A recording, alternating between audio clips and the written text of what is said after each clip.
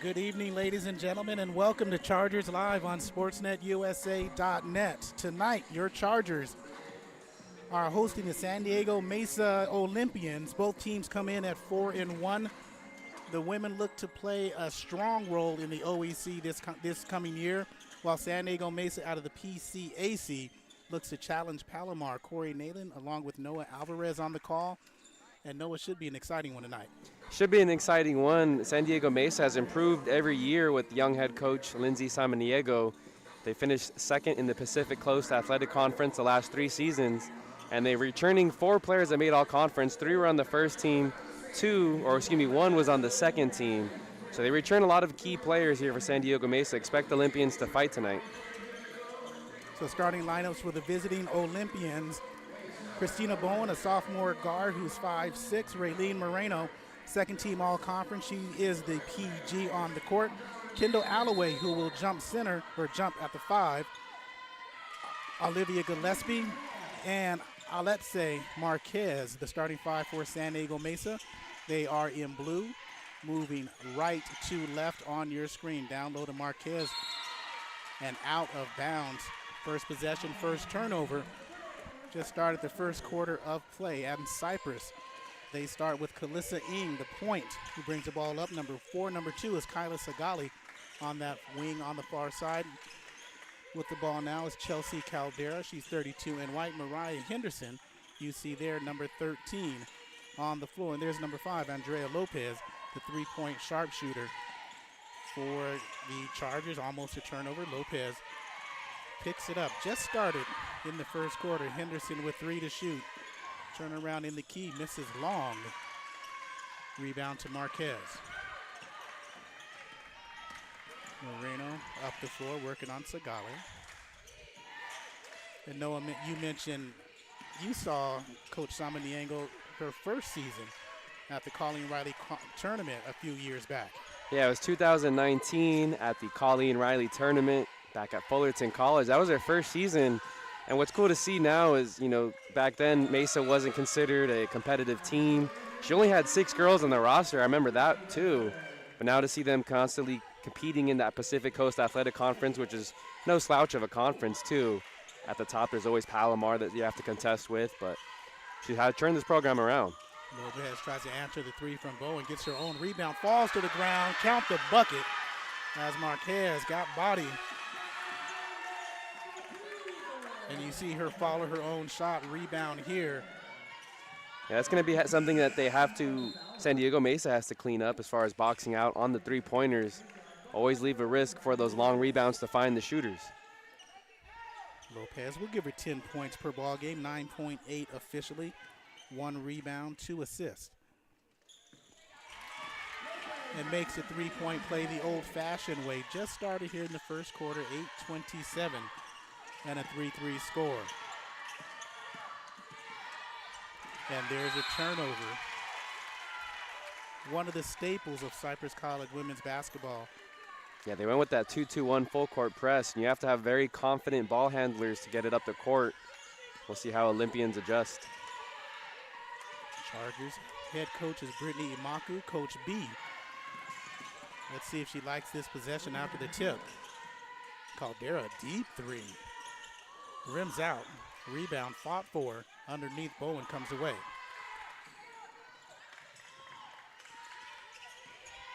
So Cypress among the state leaders in steals, and that's after 1 game when they played LA Southwest. 44 steals in that ball game. Yeah, I couldn't believe the score at the end of that one. I thought it was a typo. 127-4. San Diego Mesa, there's a 2 missed. And that was Riley Willis. Here's Caldera. We'll get a reset in just a moment. 2 minutes, 2.5 minutes gone by. 3 by Ng. She is something special as a freshman on the floor. Kalissa, 5'6". Split time between Hawaii and Utah. Here's Bowen all the way, no D. Good drive, good bucket. And that's how you're going to have to break the full court press, is get somebody who's streaking down the middle of the court.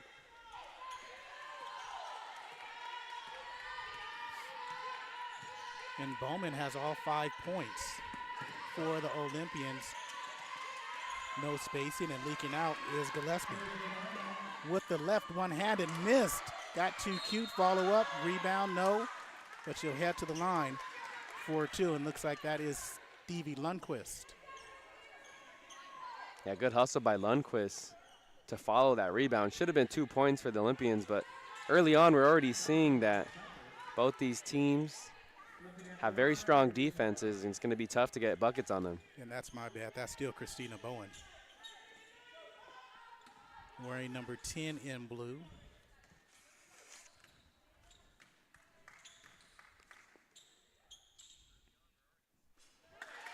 And connects on the first to tie it up at 6. So there's Bowen. Riley Willis checked in for Marquez. Olympians looking to take another lead, 7-6 in this first quarter. Jorney Hayden checks in for Andrea Lopez.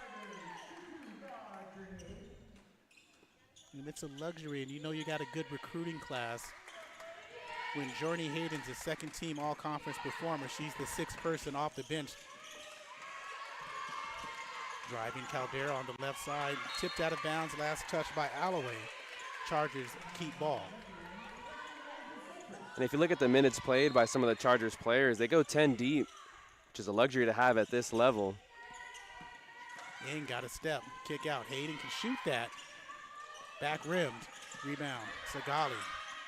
Second chance, throws it to the little girl in the front row. So that's a turnover number 2.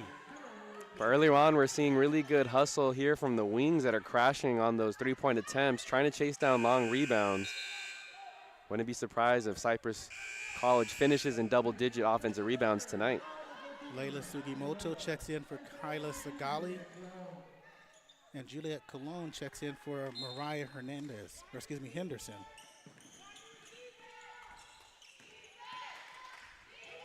In the backcourt, Gillespie. Good handles for a forward. Quick stop from 12, and it is 9-6. Good job of breaking that press. Looks like San Diego Mesa going to go with some press of their own. And they get the steal with Gillespie. Hands it to Moreno. Gillespie step back 3. Ooh. She's definitely feeling herself early on here in the first quarter. At the same time, 12-6 Olympians early lead first quarter, 5:39 to play. They have an inviting 1-2-2 press. They cross half court with 18 seconds to shoot. Person-to-person applied by the Olympians. Cologne hits Hayden. She likes to work from that left side. Cologne deep 3. Off glass, no. Here's Moreno. And we talked to Raylene earlier, right before the broadcast. So what'd you say? Coach in waiting? Yeah, I think coach in waiting. Yeah, we were looking for some name pronunciations. There was no coach available, but she was very eager to greet us and give us some name pronunciations, and also mention if we needed anything else, she would be there. So sounds like a coach in the future. Here's Sugimoto handled and pressured in the backcourt. It was tipped by the Olympians, so that's why it's not an over and back. 12-6, down by 6. And Caldera, if you're not going to guard me, you might as well take it to the bucket. So on defense, the Chargers up top, Cologne, Ing, Sugimoto on ball. Hayden down low, and Caldera. Moreno too much for Alloway. Yeah, it's the right idea, as Alloway was able to roll after setting the screen. Just a little bit more touch on that, put a little bit more arc, and she's able to catch and finish that layup. And now Stevie Lundquist comes in, Marquez. Also Riley Willison, Alloway, and Moreno, the 5 in blue for San Diego Mesa. Chargers with the ball, trying to cut into this 4-point deficit. Here's Henderson. She works the baseline well, gets a step on Marquez. Hayden one time, high screen set by Cologne. In the corner, Henderson with 8, pull up from 17. Short, Alloway has it tipped by Hayden, loose ball foul.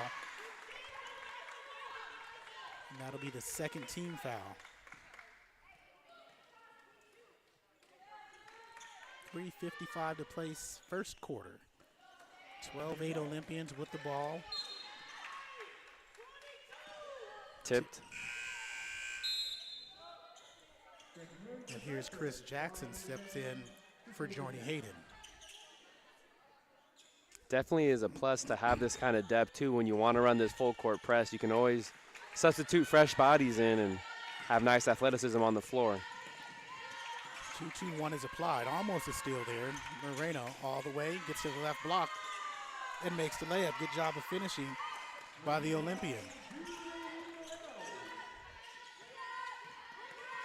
And it's interesting, Noah, you said this is going to be a fantastic game. It is shaping up that way. You can tell by the first 7 minutes of this ball game as Ng has it. Yeah, I think executing their offense is going to be important, making sharp passes, and whoever makes the least amount of mistakes is going to end up on top. So far, we've seen San Diego make fewer of them thus far. In the corner, and you spoke it into fruition. The broadcaster jinx. 3:13 on the clock with the turnover. Sagali checks in for Ng. Both teams even at 3 turnovers at the moment.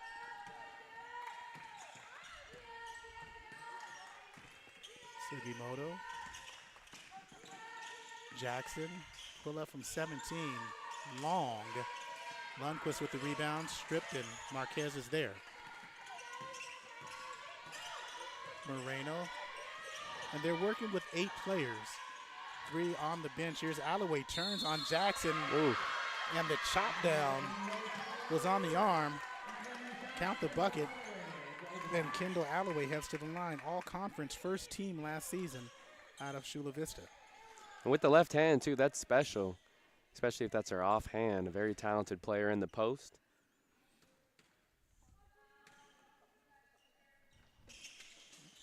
Cannot convert. Marquez knocks it away. Last touched, Marquez. So Chargers ball with 2:43 to play and down by 8. Sagali, Henderson, Jackson, Sugimoto, and Cologne on the floor in white. Like the new unis by Cypress. Cologne up top. Jackson one more time, leaves it off for Sugimoto. A runner. The backboard is your friend. 16-10, down by 6.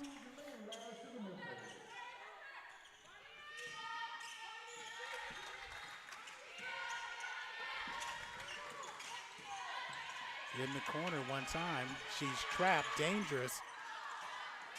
And you like the way the officials are calling it, Noah. Got to be tough playing with these 3, and here's Sugimoto once again. In the corner, Cologne likes the 3. Short.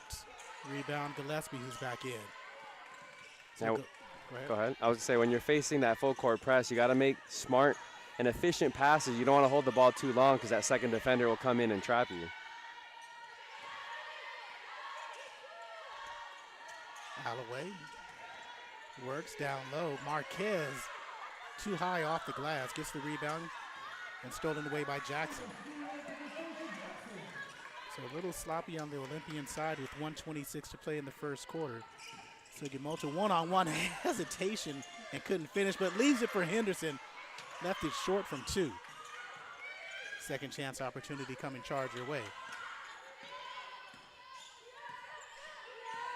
Sugimoto out of San Pedro, I should say. Rolling heels prep, and there's Cologne on the walkway to the bucket. Down by 4 with 60 to play in the first. And I like the spacing that Cypress has shown when on offense. When they get past their initial defender, there's no one in the paint to really intimidate that shot, especially with Marquez on the floor. You would think the 6-footer would have some blocks, but they space her out well, and she's out of the paint. Lundquist misses the 3. 40 seconds to play, 20 on the shot clock, first quarter.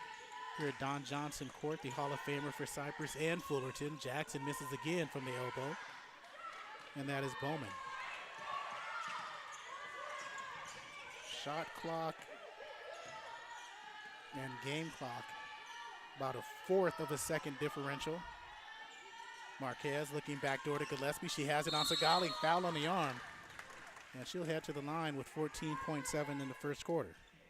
What an impressive pass, too, by Marquez. She had a small window to work with, and I thought I was going to get deflected away, but and there's a lot of lengthy players here for San Diego Mesa. We mentioned the two players in the post, Alloway and Marquez. The other players, the wings, have good length as well. So wholesale substitutions with 13.7. Gillespie connects on the first. 5'8" sophomore from Oceanside High School. Gillespie was another player that got first team All-Pacific Coast Athletic Conference last year, averaging 12 points per game, bringing in 5 rebounds. And makes the second 6-point lead has been the biggest lead of the game for either squad. And here's Sugimoto with 7 and 6 in the corner. Jackson drives, pull up from 12. She's now 1 for 3. And that'll end the first quarter of play with the Chargers down 18-14 to the Olympians. This is Chargers Live on SportsNetUSA.net. Yeah, I really like seeing the flow of that first quarter. It felt like both defenses were very strong early on, and it was going to be a defensive contest. Maybe the first team to 10 points was going to win the quarter, but probably around that 4-minute mark, I felt like we saw both offenses sort of figure out the rhythm. The Chargers are using a lot more spacing, going with that 5-out look, and so whenever they drive past the defender, there's really no one for the defense on San Diego Mesa to intimidate their shot, and so they're getting what they want. But both teams applying good pressure in the backcourt when they go with that full court press. The Chargers use that 2-2-1, and then the San Diego Mesa uses more of just a man full court press, but it has resulted in turnovers and some easy buckets for both teams, and we're seeing the offense open up a little bit more than we saw in the very beginning. So we sit here 18-14. Don't forget on SportsNetUSA.net tonight, Saddleback Soccer.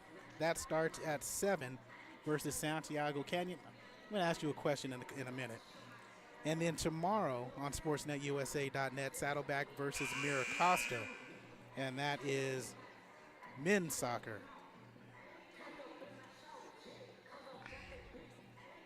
But you're a big OEC guy. You've done all the schools in the OEC. You do Santa Ana Don soccer and football and whatever sports they got over there. They played Cypress in the first round of the playoffs. How do you feel about the OEC having to play each other all the time in early rounds of the playoffs? Yeah, I feel like that's tough. We saw that, I think, in basketball and baseball as well. You know, there's a lot of talent in the conference. It'd be nice to see that talent play in other parts of the bracket, you know, and match up against a Pasadena or LA Mission or, one of the San Diego section schools. And we really haven't seen that this year, especially in soccer. We mentioned this is the same thing that happened last year. The Dons played College of the Desert in football in the final regular season game, and then in the bowl game, granted it's a different sport and different dynamics to their postseason. But the Chargers and the Santa Ana Dons played that last regular season game 2 Fridays ago, and then that very next Wednesday they had another game. It was at Cypress, and Cypress did come out on top via PKs, but it was an interesting draw for those two teams to play each other once they already did 5 days prior. Yeah. So that first possession doesn't result in any points for Cypress, but it does result in a foul by Mallory Sadati. And down low underneath. Good foul by Mallory. That's her second, because all alone was Marquez underneath. And looks like she might be coming out in Cora Burgess. We'll check in. We'll reset with Sugimoto, Ing, Jackson, and Caldera. And here's Burgess for Sadati. Yeah, I'm interested to see how long Coach B goes with this 2-2-1 trap, because it seems like the Olympians are a little bit more comfortable in breaking it. It might result in some easy buckets down low. Moreno, Gillespie with the ball. Running baseline is Bowen. Lundquist at the free throw line, and Marquez at the right block. Bowen steps into a 3. Ooh, that was nice. Bowen's a transfer from San Diego City College, so Mesa recruiting in the conference and able to get one of their enemies' opponents or enemies' players this season. 21-14, Burgess for 3. Tries to counter front rim and no. Here Moreno. She's the point guard. She was second team all-conference last season. Splits the defenders as Lundquist, and she was able to split them because she walked through them. Fourth turnover for the Olympians. And talking to Coach B, this team is more reminiscent of her first season than last season. The team that got to the Elite Eight, Caldera has it poked away, coming away as Gillespie. And Gillespie steps into a three on the break, misses wildly. Bowen, who has the last three to make it 21-14, brings it to Moreno. There's turnover number 5. Lopez and Henderson check in for Burgess and Sugimoto. Actually, Burgess stays in. Jackson goes out. And you mentioned Coach B talking highly of her team this year. I think one thing that goes into it is the skill of the players, yes, but also the depth, the players that are returners, that are sophomores, that have experience here at this level. They have a good contest here. It'll be a nice test to see how they do against another top team here in Southern California. Both these teams are playoff teams this year, so we'll see them. If it is 24 teams that make the playoffs, not 20 in volleyball with 24 like the rest, both these teams will make it. Here's Lundquist, free throw line from 12, left it short, rebound tapped out by Burgess. Here's Caldera, throws it right to Gillespie. That's turnover number 7 actually for Cypress. Down low to Marquez underneath. Nice pass there by Gillespie. Looks like there's going to be a timeout called by Coach B. You think, going back to the playoffs, is 24 teams too much? Yes. What's the ideal number for you here? You know, if you get 16 teams, that's the playoffs. You keep it short, you keep it simple, and you have the best possible teams in play. There will be teams that would be left out, as always. Even with 24, there can be people left out. But with 16, that'll make sure that's the best of the best, and no one with an under sub 500 record will get in. So 16 is good, and that's across all sports. And you know what's funny? The conference it may hamper the most would be the OEC. Yeah, we talked about it through a lot of different emails last year, but they sent 7 baseball teams last year in the conference. 7 out of 8 teams made it to the conference or to the regional playoffs in Southern California. But yeah, I think Orange Coast, and I forget it might have been Riverside City that was either below 500 or at 500. Yeah. But if they trimmed the playoffs down, they might have not made it. But it's such a tough conference, so it's hard to judge a team with a losing record in the conference. But if they put them in another conference, they might have been able to either win or finish in the top 3 in that conference. Yeah, but it wouldn't be the same competition.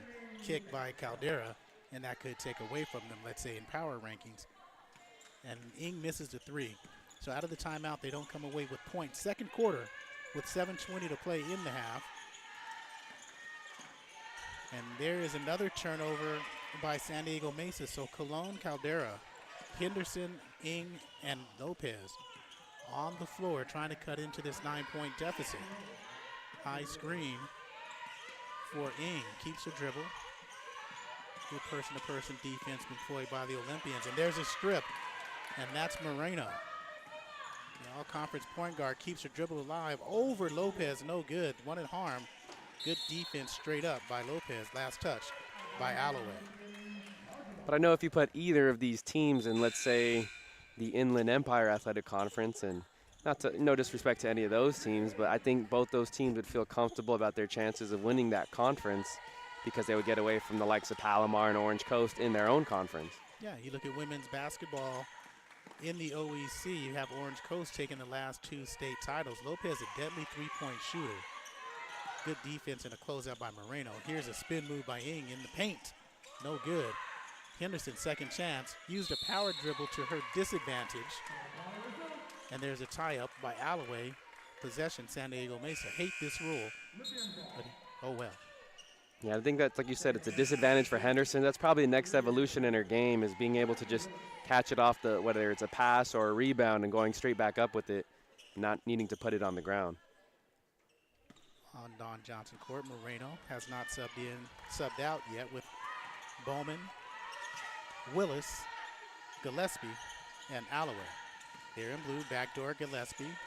Good defense by Ng. Foul from behind. Gillespie will head back to the line for 2. That was a nice. First personal, third team foul in the second quarter. It was nice timing for the backdoor cut because they are in that 2-3 zone, it looked like.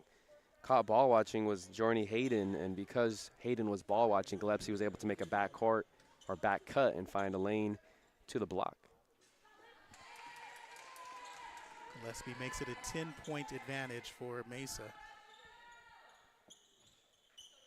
Jorney Hayden checks back in. A slashing type of player. And Gillespie calmly connects an 11-point lead. Approaching 6 minutes in the second quarter. 2-2-1 causing havoc. Ng in the front court to Lopez, 2-on-1.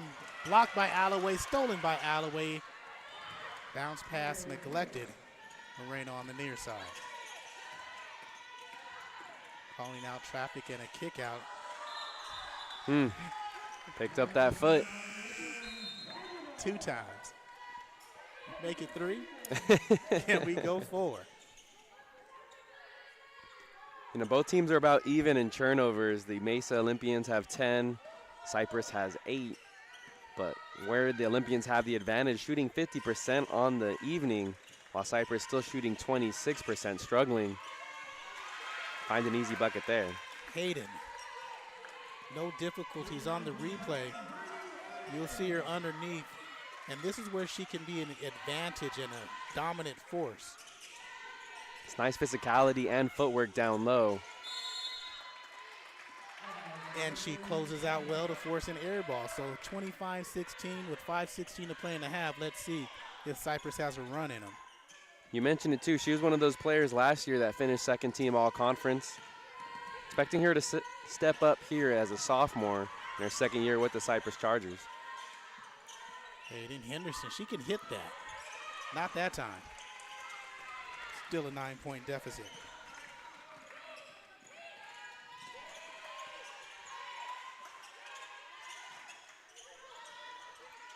Down low to Alloway, working that left block. She got great position. Cologne stood her straight up and forces the miss with 4:40. Sugimoto, and you notice, Noah, that the offense is not going towards the basket for the Chargers. It's going side to side. Ng pulls up from 18, in and out, tough. Yeah, I think that's props to the lateral quickness on the defensive end for San Diego Mesa, playing good on-ball defense. We saw a few times Cypress get past their defenders in the first quarter, but they just haven't been as aggressive outside of Hayden here in this second quarter. So reset those lineups. Moreno, good looking point guard out there. You know, the best coaches or best point guards make the best coaches. Here's Alloway down low. Marquez, good turnaround. Jay, no. Hayden with her second board. She can lead the break. Working on Marquez, gets around her from the left side, got a finish. Rebound tapped out by Cologne, controlled by Alloway. Moreno forcing the issue. Gillespie and Marquez. Bowman calls for it, want to go down low to Alloway. Kick out to Moreno from the left 3, no. Far side rebound, Sugimoto with Cologne, Jackson running, Ng and Hayden. Here's Ng to reset the offense with 3:40 to play in the half. They're down by 9. They need a bucket here.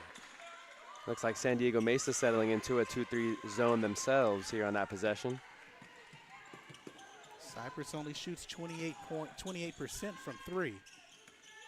So daring them to shoot may be to their advantage. Down low, Alloway working against Jackson. Spin in the lane.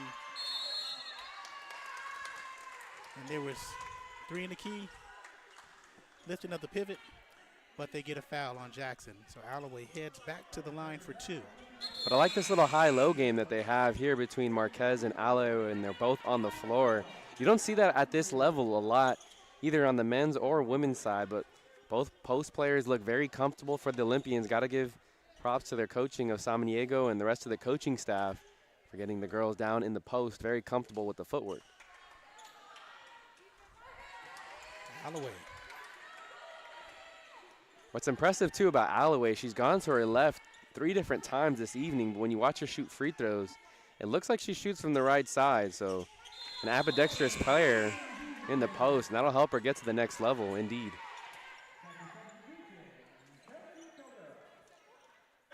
So 27-16 is the score. Cypress in possession, going from left to right on your screen. 3:10 left to go. Caldera and Burgess playing handoff, fakes it to Hayden. Zagali, who can shoot threes, and Lopez can shoot threes as well. Caldera says, I'm going to take it with the left. She misses everything. That's a tough matchup for her, too. Caldera at 5'10", going against the longer Alloway at 6'1". I want to try and get in more screens to where the Olympians switch. Now they're arguing about who has possession of the ball. The referees are going to talk about it, but tough to get past the length of Alloway. And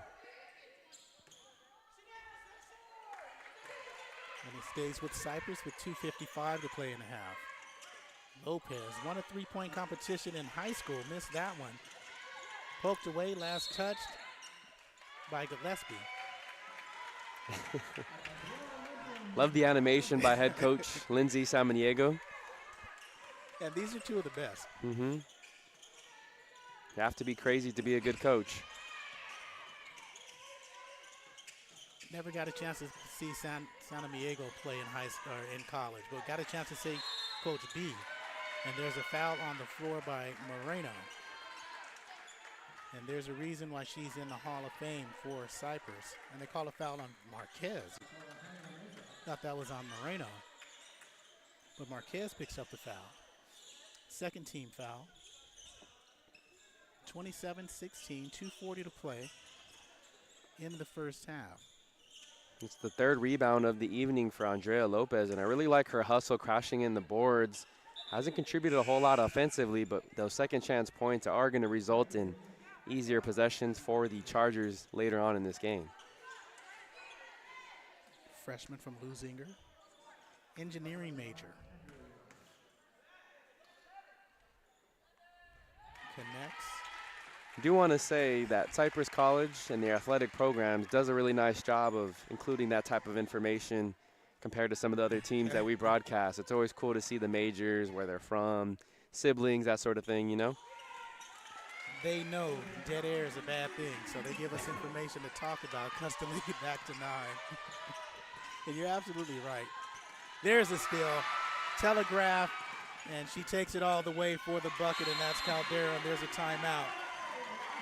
You watch the replay here as Caldera read that all the way, and she's going to be an all-conference performer. Don't know if it's going to be this year or next year, but she's got a chance to be a very good player here for the Chargers on Chargers Live and SportsNetUSA.net. Yeah, she looked like a safety playing the back on the secondary, where she was hiding her eyes on another defender or another player for San Diego Mesa, and at the very last second, as she saw the point guard getting into her passing motion, she jumped the passing lane. Very athletic move there that you see from a lot of DBs here in football. Yeah, and that's what made Coach B synonymous and such a great player on her time on the hardwood.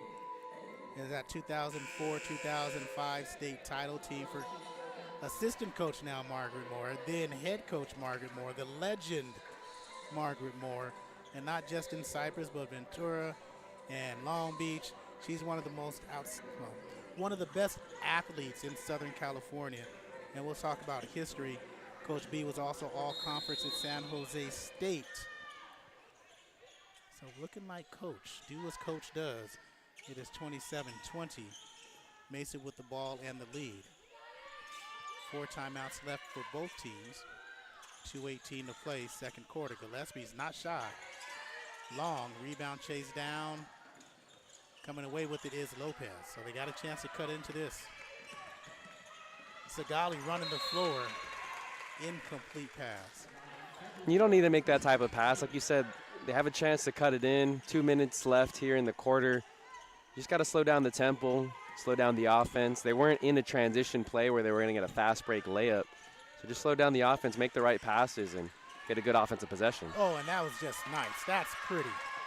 Lundquist bounce pass, Gillespie.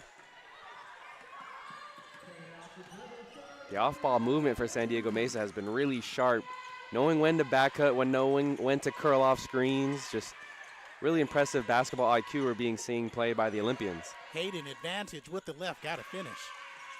She's got the advantage underneath against whoever guards her down under.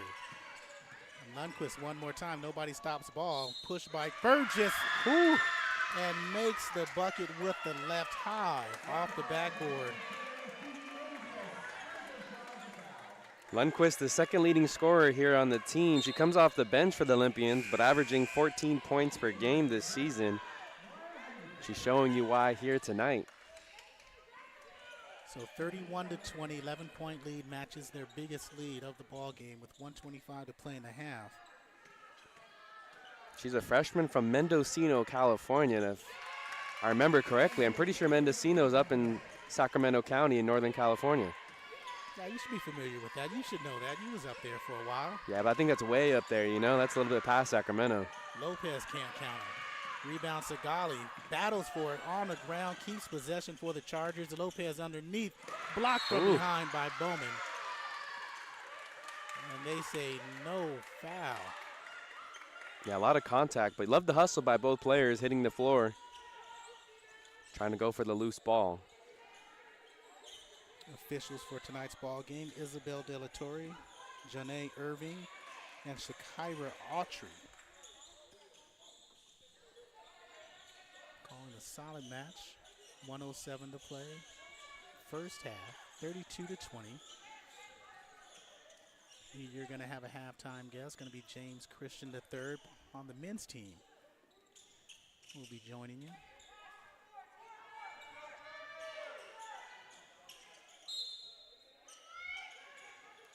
Lopez and Caldera. Caldera on the inbound. Ing, Henderson, and Sigali. Caldera uses the bounce underneath with the left. Love that little fake move that she did on the fake pass down there in the lane to create separation.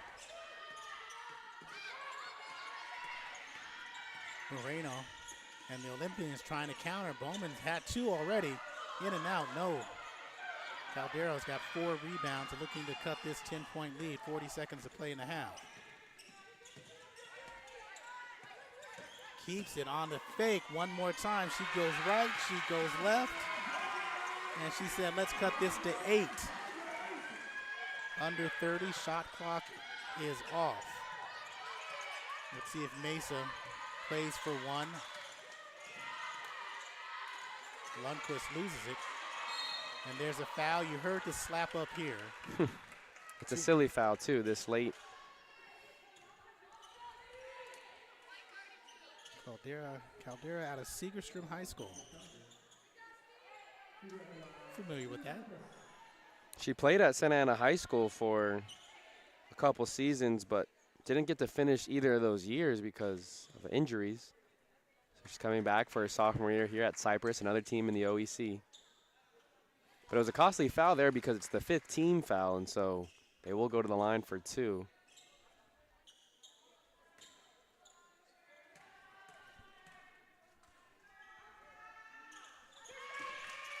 And a good free throw shooting team gives them a lead of 33-24. Excuse me, 34-24, back to 10. There's 5 to shoot. Caldera, 3 for 3, no. 2 for her last 3, and here's Gillespie, doesn't get a shot off, but that'll end the end of the half. So 34-24, San Diego Mesa with the lead. This is Chargers Live and SportsNetUSA.net. So some stats here from the first half of play between San Diego Mesa and Cypress College. San Diego Mesa shooting 41% from the field, 10-24, while the Chargers are shooting 10-38, 26% here from the field, and that's not going to get it done. That's why they find themselves trailing by 10 here at the half. Olympians and the Chargers aren't shooting great from beyond the arc. Olympians are 3 of 10, while the Chargers are 1 of 14. At the free throw line, this is where the Olympians are making it count. 11 of 12. They've had 12 free throw opportunities. They've cashed in 11 of them, while the Chargers are 3 of 3. They haven't gotten to the line a whole lot, But in the turnover battle, we mentioned here early on in the first quarter that was going to be an important thing to keep an eye on. The Olympians actually lead with more turnovers here in the evening, 12 of them, while the Chargers have 9. But where the Olympians are up on the advantage is they have 13 points off the Chargers' turnovers versus the Chargers, who only have 8 points off of Olympians' turnovers. San Diego Mesa is winning the rebounding margin. 20-17 is the advantage for San Diego Mesa. They have 3 offensive rebounds, and the Chargers do have a lead in that category where they have 8 offensive rebounds. They're getting those second chance points. However, a lot of them haven't resulted in buckets for the Charger offense. Another thing to keep an eye on is the steals. Olympians lead in that category 6-4. The Olympians have 7 assists to the Chargers 4. And the Chargers have spent a lot more fouls here in the first half, 10, while the Olympians have only fouled the Chargers twice. Leading scorer for San Diego Mesa is Olivia Gillespie. She leads the team with 11 points, shooting 3 of 7 from the field. There's 2 players in double digits as Christina Bowen has 10 points, is 3 of 5 from the field. Leading scorer for Cypress tonight is Chelsea Caldera. She has 8 points, shooting 4 of 7 here on the evening. Again, that's the first half statistics here on the Chargers Live and SportsNetUSA.net. We're going to have an interview for you here at half. We have James Christian III. James, can you hear me? Yeah, I can hear you. All right, perfect. All right, James Christian III, he's a member of the men's basketball team here at Cypress College. How are you doing this evening? I'm good. How are you? Pretty good, pretty good. We're watching a very fun game. Again, the women team is down 34-24. I noticed that you're from Banning High School out in Beaumont. Yes. What was the decision that led you to come here to Cypress? Well, I was born and raised from Long Beach, but my mom had moved out to the IE just to be closer to family and stuff like that. So I was just out there for my high school year and then came back out here. Okay, right on. So you always had family out here. Yeah. But what led you to make the decision to come to Cypress? I'm sure you checked out other schools in the area. Yeah, I did. It was just the coaching staff. I like the way they play team basketball. It's not everybody trying to go get their own. And they're defense-oriented as well. You were a freshman here last year. Do you have any maybe almost want to say like coming to this next level where it was like, wow, it was a big jump from high school to the JUCO level? Yeah, it's a jump. It's definitely faster, but you can't get sped up. Coach always says stay 7 speed, don't go 10 speed unless you don't have the ball. But it's definitely faster. It's more physical, so it's just something you got to get used to. Now going from your freshman year to sophomore year, what was one thing that you really wanted to work on in the offseason that you felt you like made a lot of improvements on? Definitely continuing to be aggressive, attack the rim. Not everybody like contact. Everybody like shying away from contact, but I like contact, so just embracing that. And in your freshman season, did you have a memorable game from that season? I know in the OEC you guys have a lot of tough opponents like IVC or Fullerton, but was there anyone that really stood out to you? As far as teams, I think everybody was definitely beatable. But the game, like my favorite game was my first college game. I got 16-10, first ever college game, so that was pretty dope experience. Do you remember who it was against? Yeah, I think it was against Grossmont. Okay. Now you guys are 5-3 on the season through 8 games. Do you have a favorite moment of this year so far? Just we had went paintballing one time as a team, team bonding. That was definitely fun, interacting with everybody and then just being cool with each other, expressing how we feel about each other and what we want to accomplish. Again, we have James Christian III here on this halftime interview. The Chargers are currently trailing to the Olympians 34-24. We have about 10 more minutes here at the halftime break. Again, with James Christian III. Do you have a favorite memory from high school playing at Banning? Definitely scoring 30 in our playoff game to help us get to the next round. Did you have a toughest opponent while playing in high school? Let me think. As far as toughest opponent, nah, not really. Not really. Now, it says here that you're a kinesiology major. Is there anything you specifically want to do in your career once basketball is done for you? I want to stay around sports, maybe become a physical trainer. I like lifting. I like being in the gym. Nice. So something around that realm. Would you see yourself doing it for a team, maybe or an individual or for a company, or just you're still not sure yet?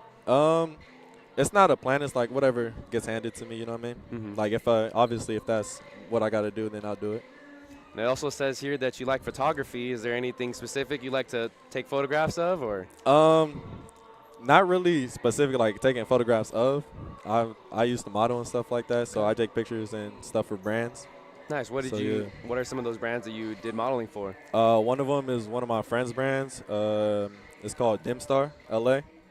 Another one is Dreams Island for my friend KJ, and a couple other brands. I can't remember off the top of my head. Oh, got you. All right. So are you posing in like underwear, or are you doing? No.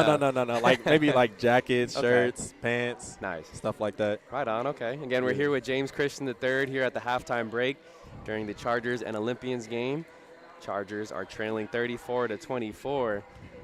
It sees here too that your dad's also named James Christian II. Is that something that you plan on doing too when you have a kid eventually in the future? I'm not gonna lie, I definitely have been thinking about it. Like I get called JC3, so I'm just trying to see if JC4 got a ring to it and stuff like that. Okay, but okay. I definitely might have to keep it going. Is there a backstory to that? Did your grandpa or your dad tell you anything about the backstory of that?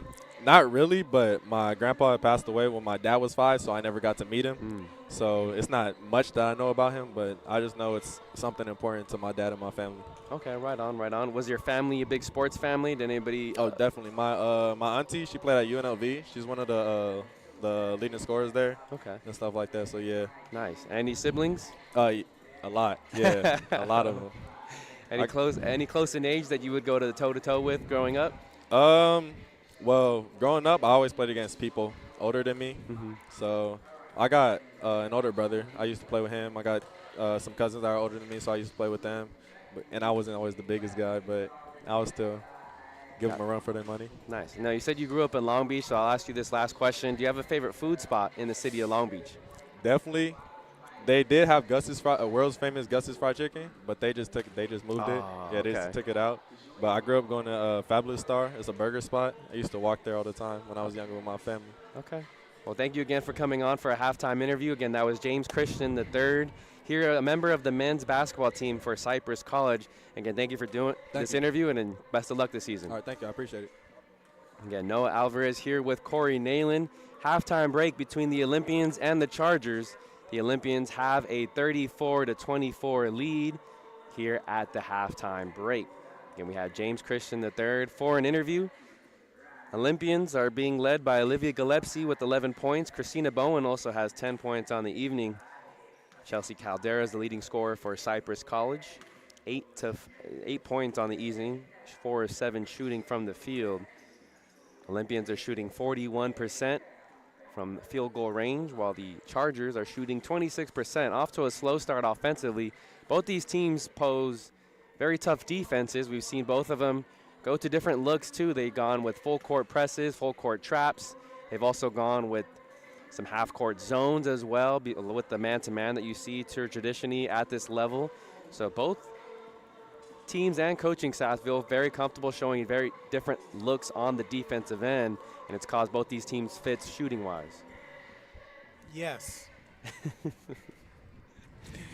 It's been a fun first half, though, No, it has been a great first half. I mean, we were talking about it before the game started, and it was like we were talking about just the level of play at the community college, at these institutions, and it's been a joy to watch because you see, if you're around the high school kids now, and you're a high school coach, and you see the progression. I mean, when they talk about high school and they talk about college, even at the community college level, do you see that there is that difference that you got to take that step up and play it better and be more focused?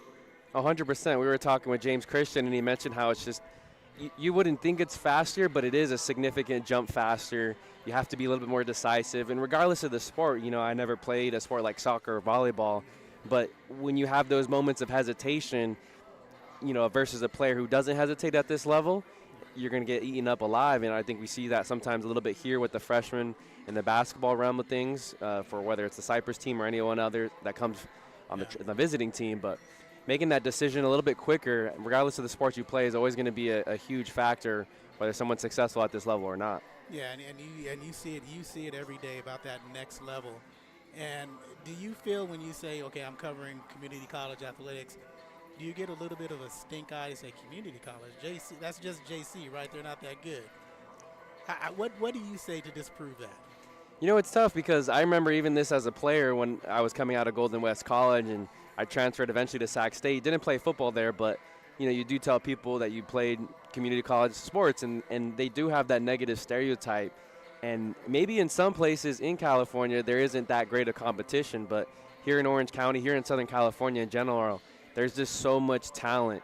And whether it was me playing at Golden West or the teams that we've broadcasted at Fullerton, for Santa Ana College this year, Saddleback College, who we've done for SportsNetUSA.net, and other teams in the past, there's just so much talent. There's a lot of players that get bounced back from a Division I university that you see. I don't know if you remember Sheldon Rankins, the running back that we saw for Fullerton a few years ago, or someone like I forgot his first name, but Ramondre Stevenson from Cerritos College, who ended up at Oklahoma, is now a member of the Patriots. So you do see those diamonds in the rough, but overall, I would say there's still a lot of talented players, and you hear so many different stories at this level. It's funny you mentioned that because Ramondre Stevenson is one, and Rashad White from Tampa Bay is another who bounced back as well. And when you talk about the women's game, you have, especially in the OEC, teams that have played and players that have come through here doing much damage. And like Cypress has one.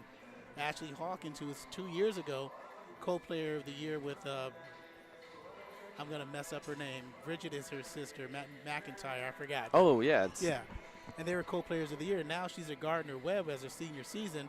As a junior, newcomer of the year in the Big South. Led the team in scoring, led the team in assists. One of the top 50 players to watch out for from small schools this year. So the level of competition, nothing to be to sneeze at. And you got to come and watch these young people play, because I always say this right here is the best that you can spend your money on. You're going to see the next future stars of the athletics. Yeah, especially like you said, those top programs. So you mentioned OCC, and if it's football, you think Mount Sac, Riverside City, Fullerton. But at each sport, there's those top teams, and you could even say those top between 10 and 20 teams in Southern California, are going to be loaded, whether it's, like a team like Palomar's volleyball team, or even San Diego Mesa. I believe their women's volleyball team won it last year. So there's a lot of talent here up and down community college, especially here in Southern California. Don't want to discredit any of the NorCal teams, but it's a stereotype that I feel like needs to eventually wind its way out. Yeah, I totally agree. And another thing about community colleges is actually they are part of the community.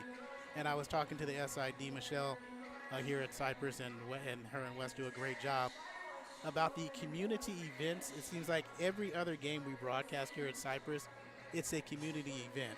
Like, you wear your jerseys, or softball and basketball and volleyball players are always watching, and that seems like why they always have a good crowd here.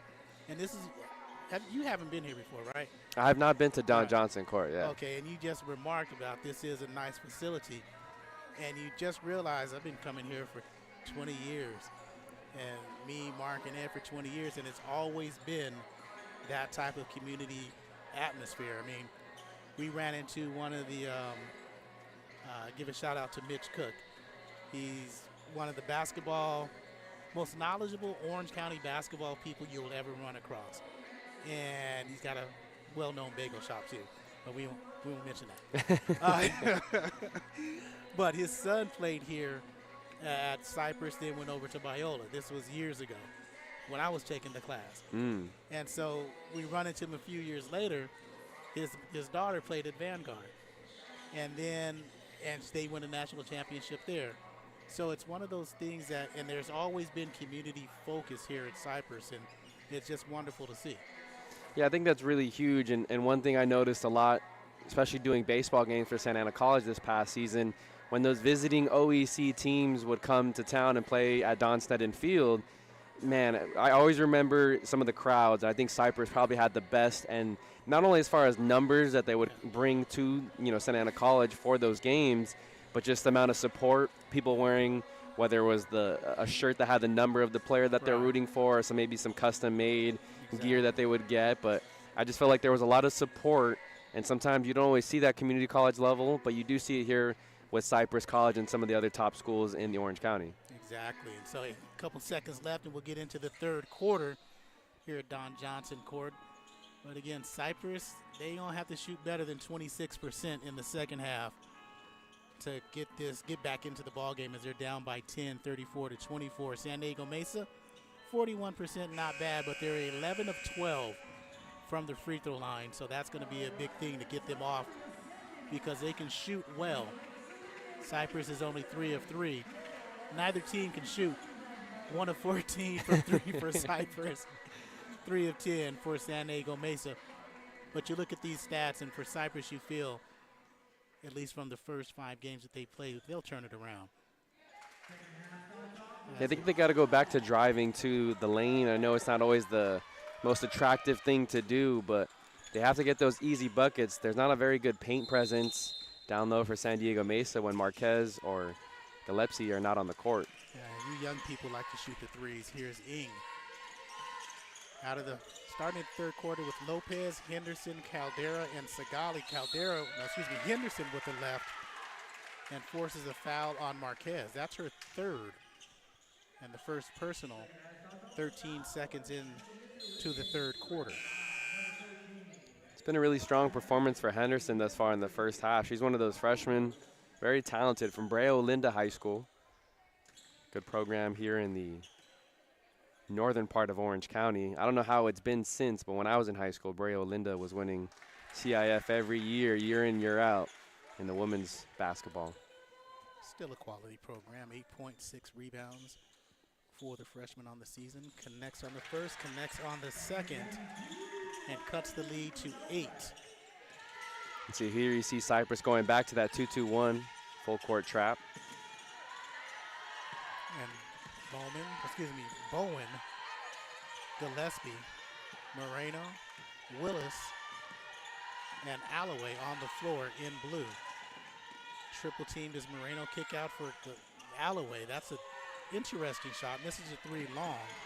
Chases down her own rebound. Here's Moreno. Solid floor general out there. Bounce pass on a cutting. No, that's Willis. Leaves it for Alloway. 3 seconds, 4 seconds, 5 seconds. They get 3 in the key. And just because you're open, going back to that Alloway three-pointer she took, doesn't mean you have to take that three-pointer. She could easily taken a couple dribbles and either settled for a mid-range or the defense would collapse on her and she could keep swinging the ball around. Don't always settle for that shot if it's not your game. First 2 possessions for Cypress is where you want to start it in. They start with the bucket and a defensive stop. Caldera's been solid. Fouled by Alloway again. Driving to the bucket, as Mr. Alvarez said, is paying dividends in the first 2 possessions. 2 free throws coming to Chelsea. All-league CIF champion. And this is a way to get your program back on track after a down year last year. 34-27. Cypress preseason ranked number 20. The only reason you say that as a broadcaster is because, well, you're obligated to. Can't stand the preseason ranking. San Diego Mesa received some votes to be in the top 20 in SoCal. Any idea when that second rankings will come out? I have no idea. It's going to be about as bad as the first preseason one. Because no matter what happens, you can't move up really if you're ranked 1, 2, 3, whatever. And it should have been a 10-second violation when they threw the ball in the backcourt because there was no possession in the front court. Referees missed that one.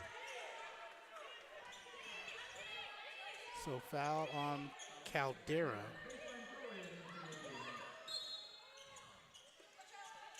So first team foul. Down low, Alloway almost has it taken away. She does call a jump. Alternating arrow belongs to Mesa.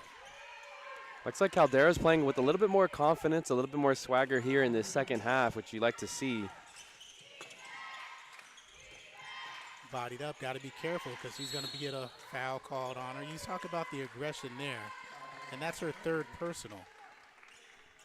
Yeah, so she might have to take a seat in foul trouble. It's tough because that's the leading scorer right now for the Chargers with 10.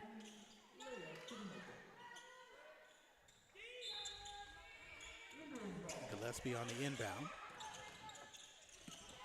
Bowen and Moreno. Bowen hopped into a 3. Misses that. I would say they almost never catch that. Even at the pros, you see that. It was like the first time I get her name right, and she misses that 3. And here's Henderson. Lopez can shoot. She drives to the free throw line, spins, kick out. 17 to shoot. pull up. Ing needed one more Oh. dribble. Backdoor cut. Sugimoto saw her teammate was in trouble and helped her out and cuts that lead to 4.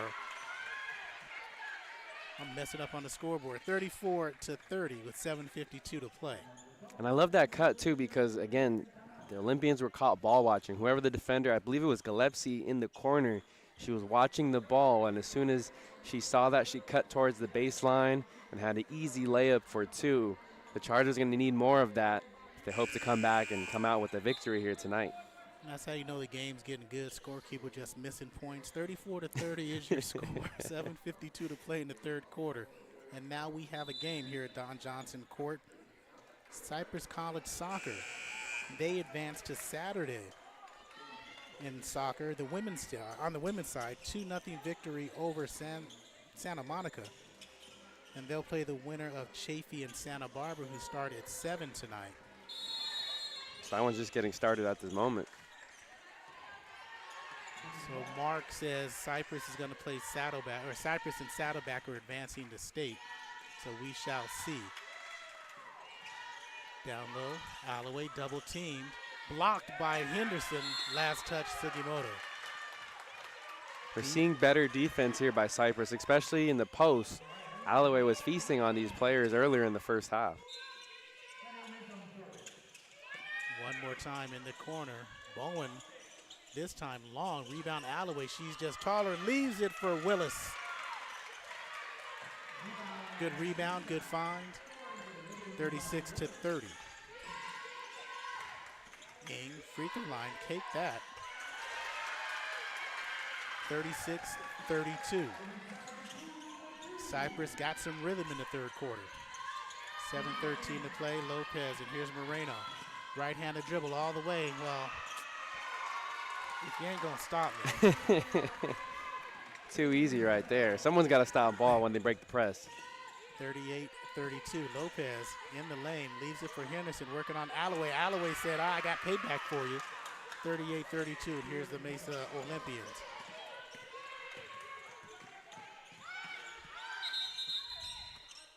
It has to be one of the best feelings, though. You go down on one end, you get blocked, and then at the very couple plays later, you get a block of your own against the same player who blocked you. Feels good for the ego. Yeah, it does. Both these squads playing hard. So it doesn't look like the shot clock moved, so they put it at 26 seconds. With 6:44 to play in the third quarter. Here's Moreno. Step back three. Sophomore misses, rebound. Henderson on the floor, ties her up, Chargers possession. Again, more hustle from both these players and both these teams. Alloway, using her length and her height, almost got another offensive rebound there. So we look at 6:29 to play. Chargers in this third quarter coming out more focused. And so they're down by 6. They were down 34-24 at half. So Lopez, Ing, Sugimoto, Henderson, and Sagali on the floor for your Chargers in white. Like the checkerboard down the side of blue and yellow. Try to get that back door one more time, not having it. But they retain possession. Kalissa, soft rim, no shooter's touch. Rebound knocked around, pinballed, and Ing comes back up. Reset of the shot clock. There's 15. High screen by Henderson. Kick out. Lopez got to take this one. She does. Short, front rimmed and chase down. Third opportunity. They say it's a charm. Henderson, little frantic. Whether it's Lopez or Ang or just these guards are doing a really nice job for Cypress, crossing the rebounds on here on these three-point attempts. 4 times. Lopez makes them pay. And just out-hustling, out-working, out-physicaling the Mesa Olympians to cut this down to 4. It's got to be frustrating, too, for head coach Lindsay Samaniego, because that's something you can't control, the effort and hustle you put in, and it's just her guards losing track around the three-point arc. as soon as the ball goes up, they're watching rather than finding that player's hip and attaching to them and trying to box them out and prevent them from crashing the lane. We'll see if they do a better job here for the rest of this quarter and the rest of the game, but Cypress has found themselves back in it. 38-34, 5:32 to play. 2 team fouls each. 3 timeouts remaining in the ball game for each team as well. We're at Don Johnson Court, and as always, a good crowd here in Cypress on a nice Tuesday evening, I should say. It wasn't raining, so it's definitely better evening than it was on Saturday. Yeah, it was. Did you get a lot of rain on Saturday? What was that? Well, did you get a lot of rain on Saturday? We did not get a lot of rain. Where we were at, too, it didn't rain until like 3 p.m., Okay. so we liked that. But I saw that at Cypress, it was raining for game time. Yeah, I think that was the only place it rained. It sprinkled elsewhere in Orange County, but Right. Cypress says, you know what? We just going to cause havoc. 38-34, Chargers looking to cause havoc on D as they're in a 2-3, trying to match up. We'll see if that's actually a 2-3 in just a moment. Here's Marino with 15, cuts and nice through and pooches it off the back, 40-34. Out of the timeout, too aggressive is Lundquist on D. So a reset, Ing, Sugimoto, Lopez, Cologne, and Hayden for the Chargers. For Mesa, it's Gillespie, Moreno, who's played the entire ball game, Bowen, Alloway, and Lundquist. So a lot of discussion.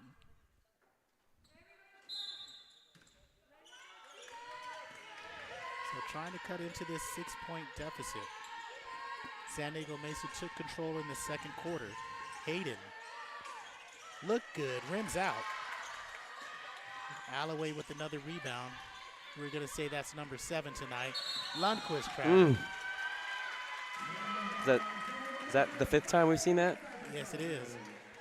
And it's unfortunate because you like the move, you like the aggression on that, but again, choose a pivot. Ing one time, hesitation. She's blocked up top, but with the body, good call. Yeah, with the body, Alloway put herself in pretty good position there on the left block. She made a face, but like you said, with that body, I think she made some contact there. It's the right call. So Calissa steps to the line, 5'6" freshman. Sacred Hearts Academy in Hunter High School, defensive MVP in that region where she was at. Wants to be an ultrasound technician. Connects on the first, and I'm going to think that Cypress is one of the only schools who has that diagnostic path in community college, because this is one of the only schools I've seen that has that option.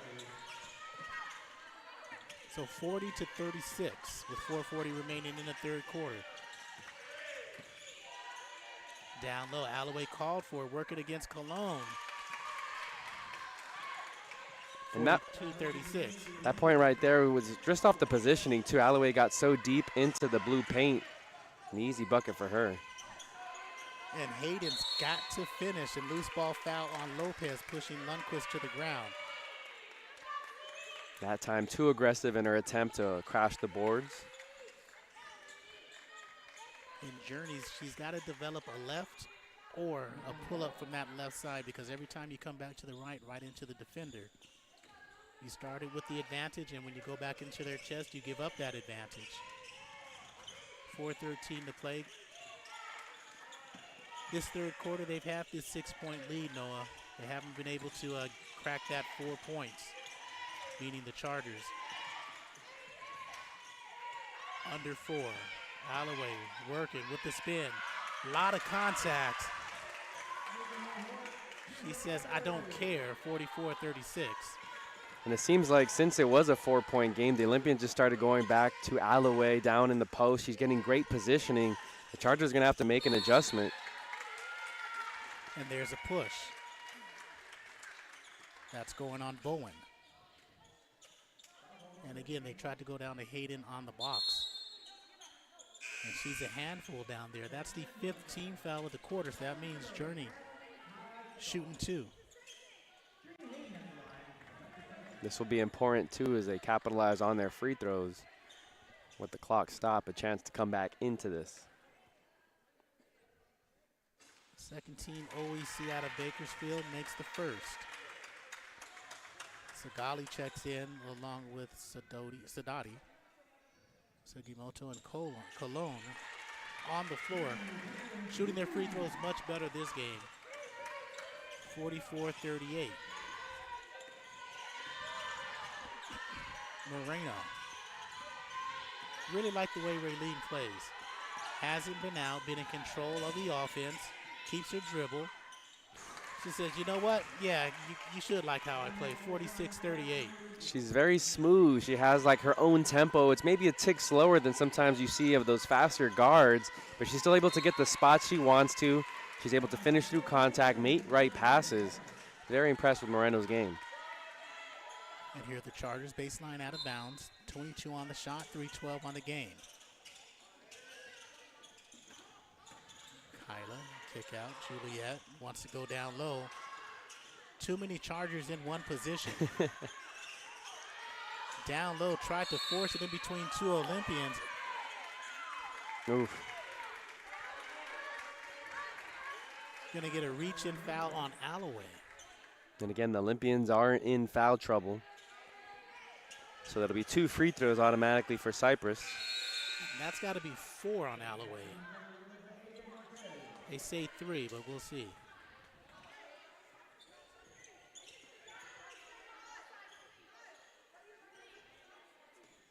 Okay, so it is 3.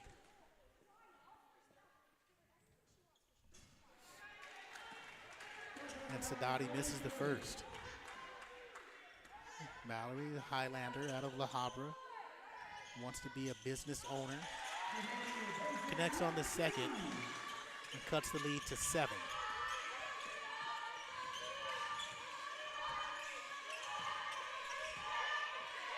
Moreno and the Chargers, person to person, man to man, player to player. And there's a bump by Mallory. They say a push. I believe it was at that Colleen Riley tournament back in 2019, but you guys, both you and Mark, were teaching me how the good coaches know how to work their referees to get calls in their favor. I think we're seeing a really good chess match between both these coaches, Coach B for Cypress and Coach Samaniego for San Diego Mesa. Gotta know how to politic. Mm-hmm. You're never too young to learn how to politic, and these 2 young coaches are doing it well. Also, what you like to see is you like to see 2 coaches like this battle it out and impart their wisdom. And you like to see former players, come back to their alma maters and do well. And it's got to be tough for Coach B to follow a legend in Coach Margaret Moore. And so she's in her 3rd season. She's carried the torch well.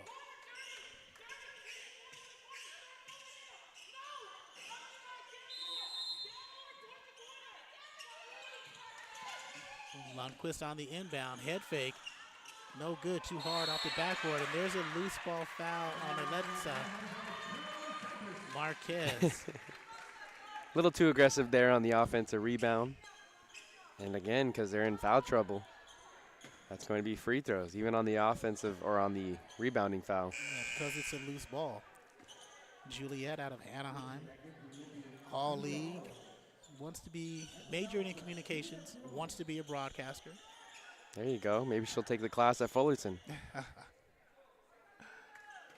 Can always use the bodies. Could always use the bodies. 46-39, 2:36 to play in the 3rd quarter. That enrollment is needed as she back rims the first.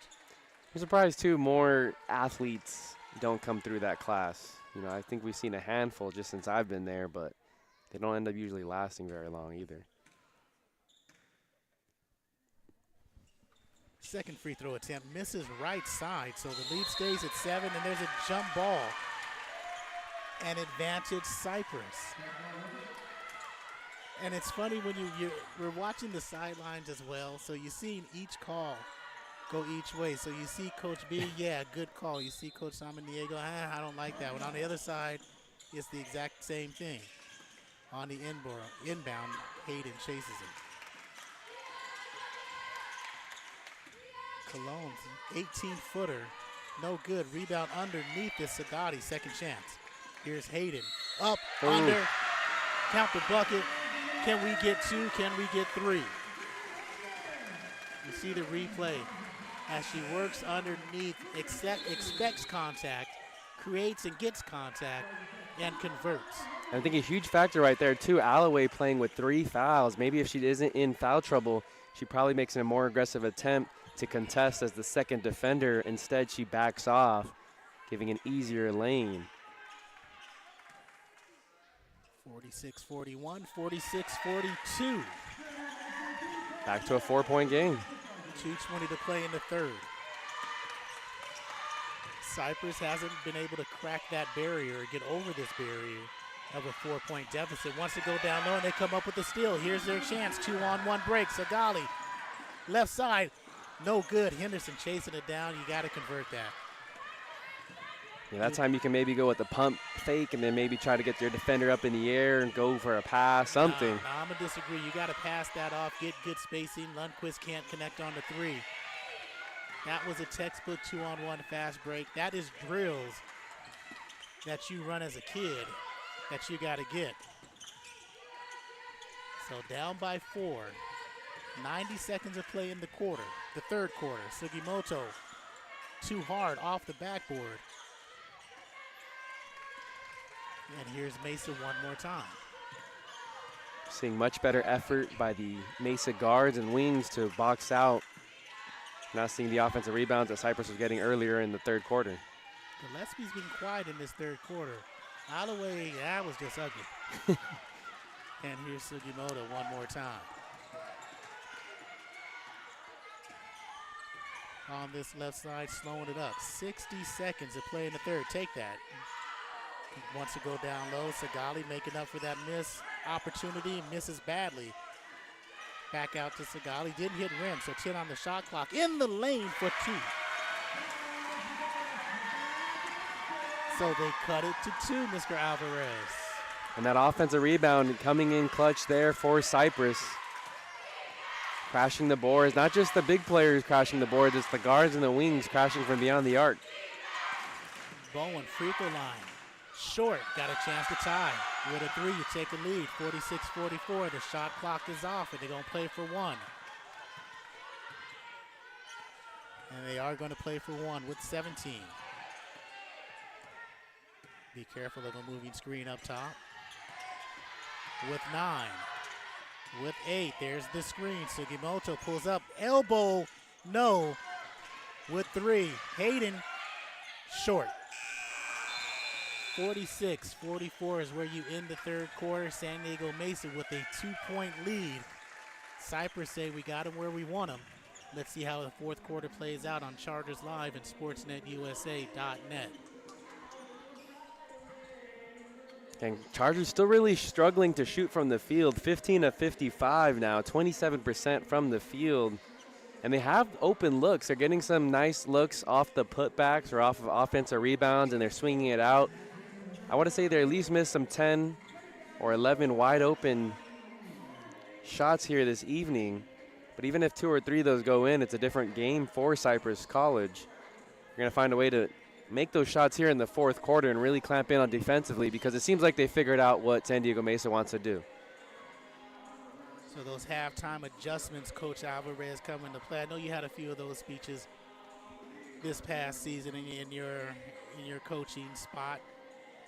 And Coach B says, and this team says, it's in a redemption season as they want to get back to the state. They want to get back to the state playoffs and really move past that Elite 8 position. A challenging preseason, get them to where they want to go as the OEC, as we mentioned, the toughest conference in California, probably the nation in community college athletics. They played the Fresno crossover. They beat Fresno.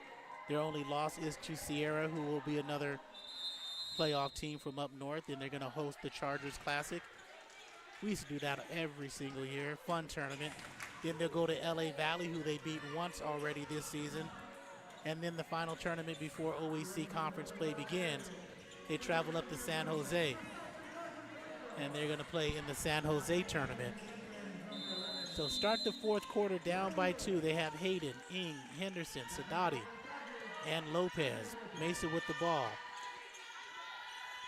And that is Moreno. He's played every minute. Alloway with the ball. Willis dumping down low. Gillespie, who's been quiet in the third. Nice up and under. Oh, and it misses.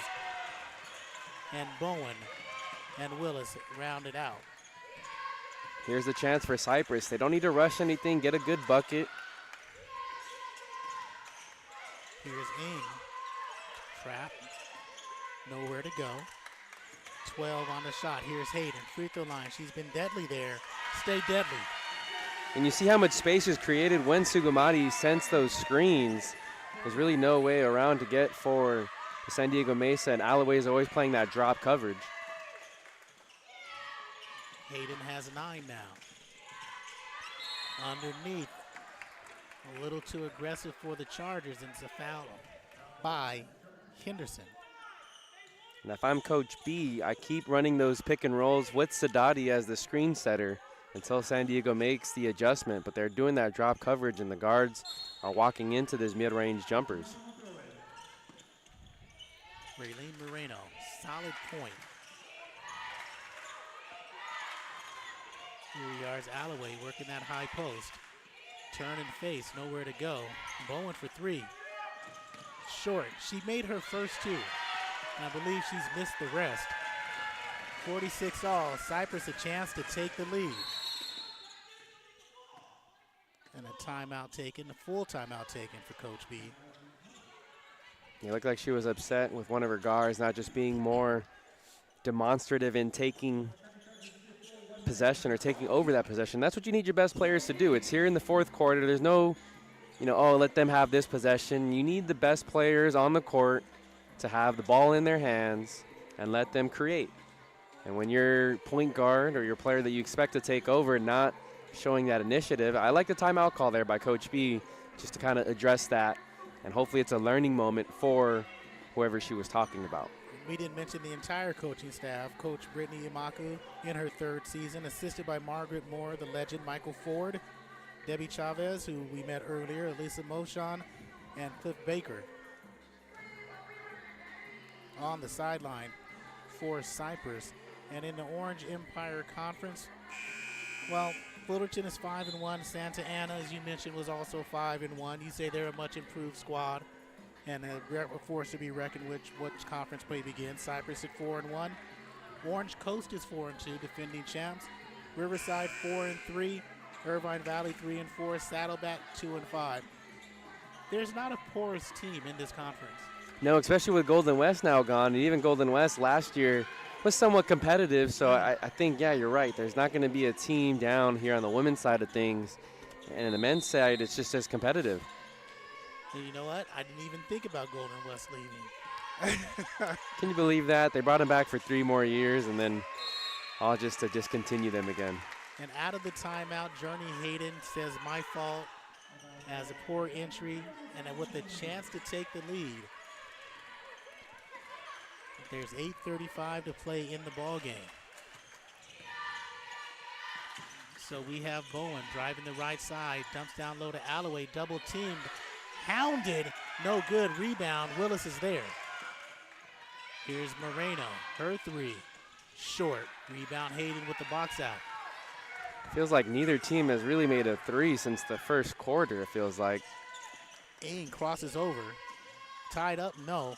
Double team on the wing, taken away by Willis. 2 poor possessions for Cypress.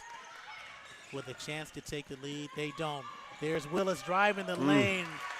And what you do? Fundamental bounce pass. 48-46 Olympians with the lead now.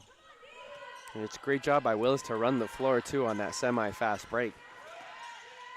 Hayden pulls up from 17. Feeling it. She's in double figures with 11. She has to take over. She has to take more of initiative to find her shot, find her spot on the floor, wherever she wants to get to. But she's the only one who's capable of making these kind of plays late in this game. And you're absolutely right. There's a foul by Sadati, and she is that type of player. So Sadati commits the foul. That's her third personal foul. I like the minutes that they've gone with Sadati, though, here on the floor, especially when Caldera and Henderson went to the bench. We weren't sure who was going to guard Alloway, who was really cooking both of those players, but she's come in and been solid on the defensive end and been a really big factor on the offensive end. Tied at 48, Raylene Moreno, 5'5" sophomore, Montgomery High School in San Diego. Sadati is out, gets a hand. Cora Burgess is in. And Noah, this is a good offensive unit for Cypress with Hayden and Lopez. Hayden is a mid-range game. Lopez can shoot the three, and Caldera, you know what she can do. Yeah, I like Henderson's game as well, going to her left. Lopez is also a dangerous threat to crash the board, so whoever's marking her on defense for San Diego Mesa has to keep an eye on her and stay attached at the hip when the ball goes up on a shot. Moreno, 7 points, leads the team in assists with 4, steals 2.5. Free throw 100% on the season. I don't know how many times she's been there, but she stays at 100%. That don't matter. 50 to 48. So Ing back in. So this offensive unit has a chance to make a run with 7:19 to play in the ball game. This is Chargers Live on SportsNetUSA.net. Burgess hands off. Henderson, nice cut by Caldera. Can we just sit back and watch this replay? And execution is pretty. It's a misdirection play. You come to the left, I'm going to get down to the low. Just beauty. That's poetry. And when the defender goes over the screen like that, and if the other defender's not there to hedge, it's an easy, you just keep rounding that cutoff and curling all the way towards the basket. And there's a smart play by Moreno drawing the foul. Lean into the body. Let me do a Don Staley, my Sue Bird. Gets into the body, back out, force a foul on you. And I'll go back to the line for 2. And I really like how Moreno is kind of taken over here in the fourth quarter. We're asking for Cypress College. It's Hayden that we want to take over for the Chargers, but it seems like Moreno's taken over because they were feeding a lot of Alloway, and Gillespie's gone relatively quiet. But Moreno stepped up here in a big way for the Olympians. She said, I was second team all-conference last year. I should have been first, so this year I'm going to be first team all-conference. Third team foul. She gives them a 2-point lead one more time. She now has 12 points, 4 assists, 3 rebounds. Leads her squad in scoring in tonight's ball game. Burgess picks up her dribble. Caldera one more time, gets left baseline, reverse. 52, 6:26 to play. No team fouls by the Olympians, so they can be aggressive on the defensive side of the ball. 3 timeouts remaining for them. Burgess, triple team, kick out, no. And here's Sugimoto. Doesn't have numbers, backs it out. Kick out Henderson with the left. Hayden, she's got numbers. She's got the squad. Great defense by Raylene Moreno. She gets beat. And she picks the pocket. Kick out. Gillespie been real quiet. Front rim, no. Rebound, 3 there. Tied it up. Alternating arrow belongs to the Chargers. No, it got a little bit interesting. Moreno with a savvy move there, the blow by Hayden, but she's able to poke it from behind. You have to not only be very physically, long with the arms on that, but you have to be very quick and decisive too. So she's taking over the fourth quarter, and we'll say it again. Cypress, another chance to take the lead. We've been waiting. Henderson, 1 time, 2 times. Burgess underneath. Turnaround. No good by Cora. That was a great look, though. So let's see what Gillespie has for the San Diego Mesa side. 5:25 to go in this game. Non-conference teams, Gillespie got into rhythm, missed it. Here's Alloway. She's been playing well. One more time for Gillespie. No. Last touch off of Caldera or Moreno. They're going to talk it out. Ooh. And they say off of Caldera, must have hit her jersey, must have hit her hair. But it looks like the Chargers defense now losing focus, and they're the ones not boxing out as soon as the shot goes up. Just keep an eye on that as the shot goes up for San Diego Mesa. How many players are rushing to box out another player? I think you're right, Noah. Neither team's hit a three since the first quarter. 3 of 22 for San Diego Mesa, 1 of 19 for the Chargers. And there is Marquez. Got to finish that. That's just good, solid work by Marquez against good, solid defense by Burgess. I mean, both players are battling on that right block. And here's Sadati, who had a hand in that comeback in the third quarter. Hayden also coming back in. She comes in for Layla. So Hayden joins Henderson and Sadati, Ing, and Caldera. Marquez, they can shoot free throws, though. Yeah, as a team, they're now 16 of 17 in the 90% range for the San Diego Mesa Olympians tonight. Misses that, but there's a lane violation on Henderson.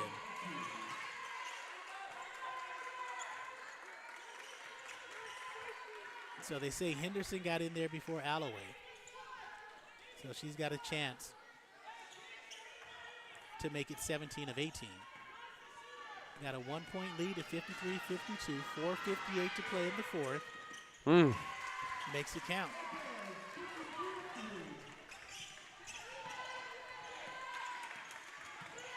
Ing and Hayden in the backcourt. Sadati at the free throw line. Henderson on the right wing, and here's Caldera on the left wing. She's feeling it. Quick shot, and it's off.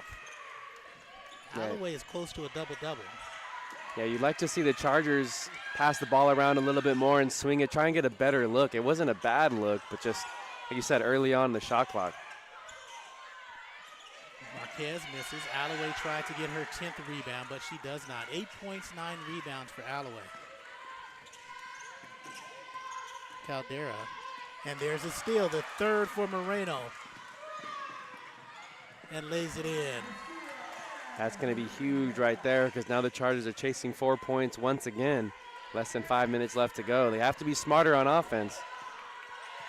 They've had 3 different times in this fourth quarter to take the lead. The high post, Kalissa Ing, elbow.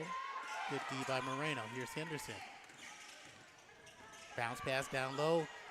Instead of looking to the bucket, she kicks out for 3, 1 for 20. Now from three-point range for the Chargers. And notice how Hayden didn't touch the ball that possession. I'm sure maybe the play was designed to go somewhere else, but I want the ball in my best player's hands this late in the game. Down low, Alloway spin move, blocked by Henderson. She got a chicken wing, and she said, nah, you can't have that. Here's Hayden. No, force, quick. And Lundquist back in the ball. Blows by everyone on the left side. Cannot finish, but there's Alloway, and she's fouled.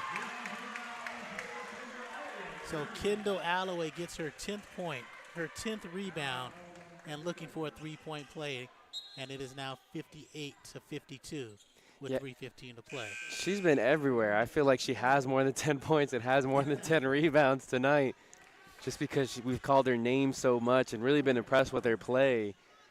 I just love her game in the post, her defensive presence for the San Diego Mesa Olympians.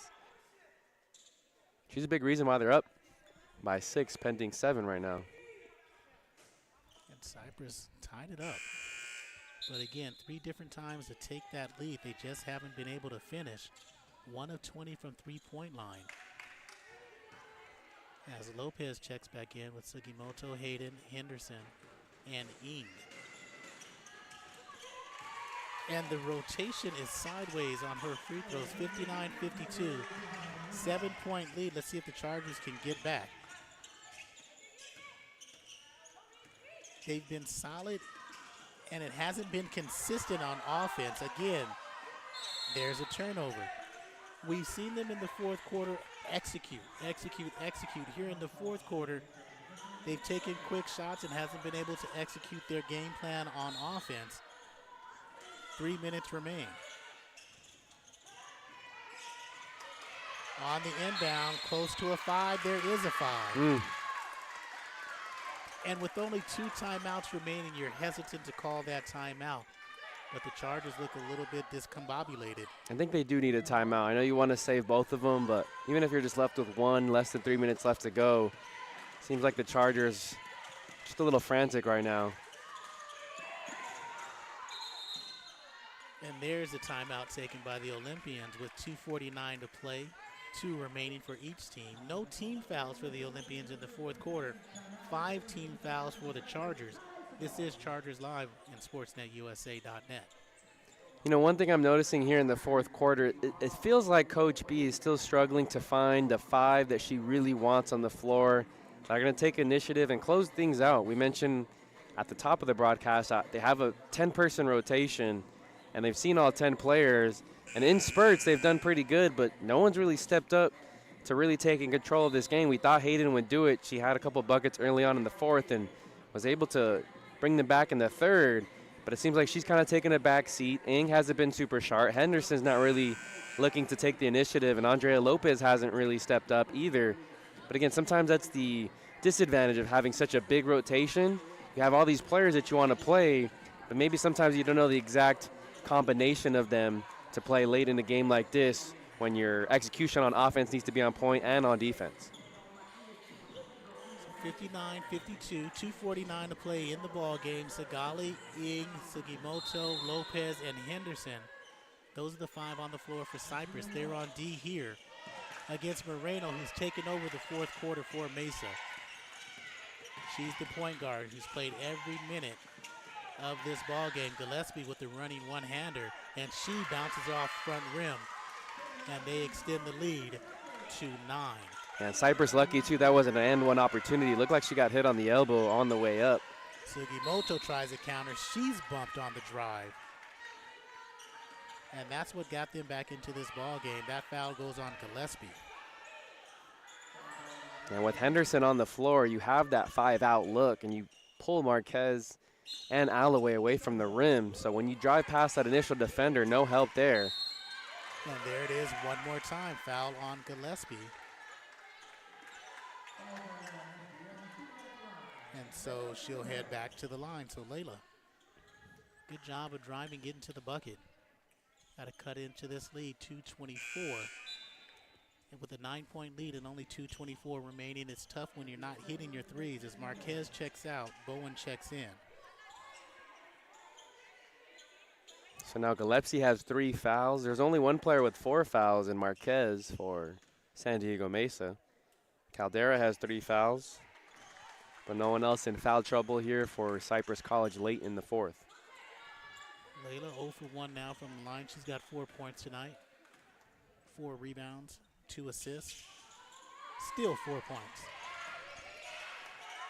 Leading scorer for Cypress tonight is Chelsea Caldera with 14, Jorney Hayden 11. Those are the only 2 players in double figures. They come up with the steal, but you got to convert. Here's Lopez. Has it slip out of her hands, can't touch, turnover. And a foul in the backcourt. And that's the way the night's been going for the Chargers. Looks good, looks good, looks good. Not so much. They're down by 9. San Diego Mesa back to the line. And maybe there was just that second of hesitation. We talked about it right at the end of halftime as we were coming back to begin the second half. Lopez just didn't feel so sure of herself in that semi-transition break there for the Chargers offense and ended up costing her team a turnover.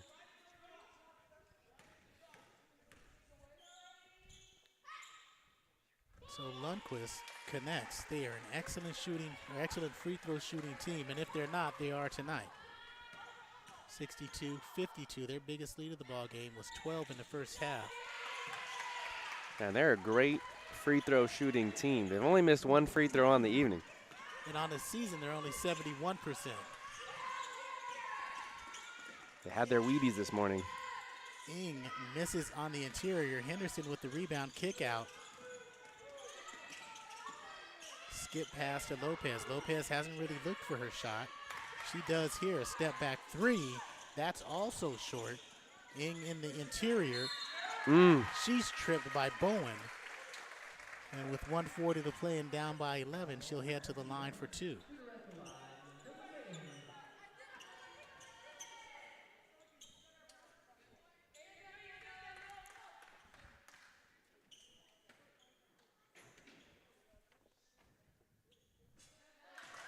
connects on the first. 9, 4, and 4. We'll give her 9, 5, and 5 are her season totals. 41% from the charity stripe. Misses the second, but that's only limited attempts. Rebound chased down by the Lundquist. Chargers are 14 of 19 as a team from the free throw line tonight, and that's a big reason why they find themselves trailing as well. So Moreno calls out the action. Both teams 4-1 coming into this matchup. Kick out Gillespie. There's another missed three. There's a common theme since the first quarter. Mm-hmm. But they do have the lead. Second chance coming. They're up by 10 with 70 seconds to play. Moreno working, gets that high screen, keeps her dribble alive, misses. Good hands on the flyby by Sagali. Didn't hit rim, so it should be a shot clock violation. So if there were 3 seconds on the shot, it didn't hit rim and a pass out, it should be a shot clock violation, but they'll probably call a jump ball if they do. So they do put 3 back on and a sideline out of bounds. That's a tough one to keep track of, especially from our angle. Like you said, it looked like it didn't get in. That should have been a shot clock, but another chance here for San Diego Mesa. Got to be smart here if you're Cypress. Do not foul any of these players. And there's a steal. Here comes Journey. 1 on 3. Good transition defense by the Olympians in the corner. Sagali from 17. Shots not falling from 10 feet and out for the Chargers tonight. And Bowen is tripped up with 41 seconds to play. Yeah, we mentioned the poor three-point shooting, but even from the field, Chargers are now 19 of 66, 28% shooting on the evening. That's never going to get it done, regardless of how good your defense is. And the defense has been pretty well. I mean, that's one thing they will always do is they will always play strong and solid defense and hustle. But again, the shots just did not fall.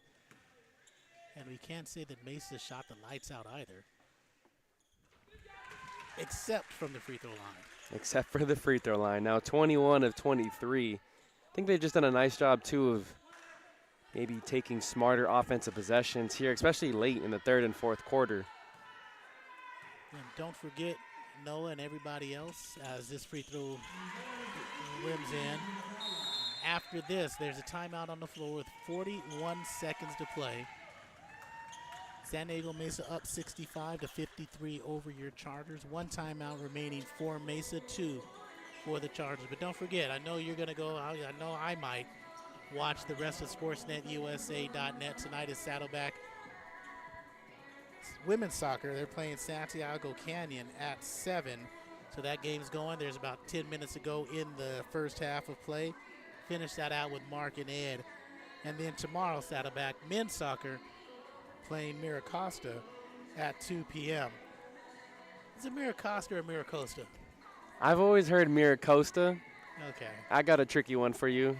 Is it Cuyamaca? Yes. Okay.